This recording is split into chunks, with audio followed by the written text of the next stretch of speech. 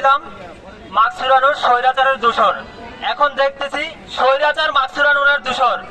আমরা বাংলার জমিন থেকে মাত্র 7 দিন এক দফা দাবি দিয়ে স্বৈরাচারকে হটাতে সক্ষম হয়েছি। মাকসুরানুর নিজেকে কি ভাবতেছে আমি বুঝে উঠতে পারতেছি না। আমরা ছাত্র জনতা চাইলে 1 মিনিট লাগবে মাকসুরানুরকে বাংলাদেশ থেকে সরাতে। আমি চাই অনতিবিলম্বে মাকসুরানুর নিজে সম্মানবোধ না হারাতে এই পদ থেকে পদত্যাগ ঘোষণা করুক, না হলে আমরা তাকে গাড় ধরে পদত্যাগ করাতে বাধ্য হব। জনাব মাকসুরানুর উনি আমাদের নার্সদের নিয়ে কটূক্তিমূলক কথা বলেছেন। উনি বলেছেন যে নার্সদের দ্বিতীয় শ্রেণীর পদমর্যাদা শেখ হাসিনা সরকারের নার্সদের দ্বিতীয় শ্রেণীর পদমর্যাদা দেওয়া ঠিক হয় নাই।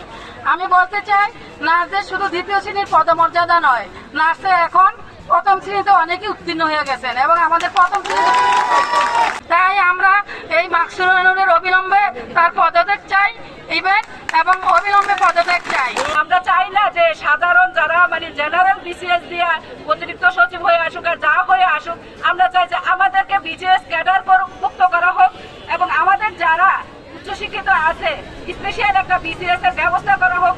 যেমন পুলিশ প্রশাসনে স্পেশাল বিসিএস দিয়ে বিগত সময়ে পুলিশদেরকে বিসিএস ক্যাডার মুক্ত করা হয়েছে। আমাদের নার্সদেরকেও আমি চাই যে আমাদের নার্সেরা ক্যাডার মুক্ত হোক এবং আমাদের নার্সেরা আমাদের নার্সিং অধিদপ্তর। আমি বলতে চাই উনি অনতিবিলম্বে অফিসে এসে পদত্যাগ করুন, নতুবা আমরা ওনার বাসা থেকে দরকার হলে ধরে এনে পদত্যাগ করাতে বাধ্য করব। নেমেছি, ইনশাআল্লাহ আমাদের সংস্কার সাকসেসফুল হবে।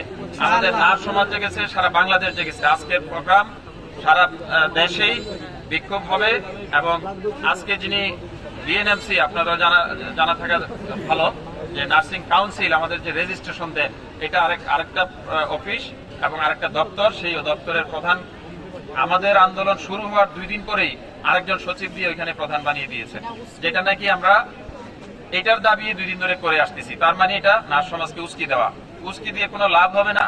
আমরা সর্বস্তরের সর্বোচ্চ পর্যায় থেকে সর্বজেলা থানা এবং সারা বাংলাদেশ থেকে ওনাদেরকে আমরা সমর্থন জানাচ্ছি। ওনারা যে কোনো উপায় হোক এটা প্রতিরোধ করবে এবং মাকসুরানুরের পদত্যাগ এনশিওর করবে।